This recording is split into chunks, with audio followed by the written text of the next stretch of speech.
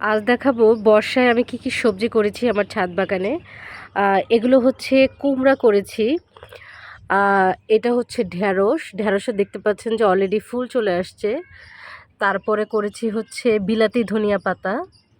এছাড়াও করেছি হচ্ছে পুঁই শাক, এগুলো নতুন লাগিয়েছি, এগুলো কাটিংয়ের মাধ্যমে করা। এরপরে রয়েছে বরবটি, দেখতে পাচ্ছেন যে বরবটি অলরেডি হয়েছে। এছাড়াও সারা ছাদ জুড়েই আমি বিভিন্ন জায়গায় হচ্ছে এরকম কলমি শাক লাগিয়েছি।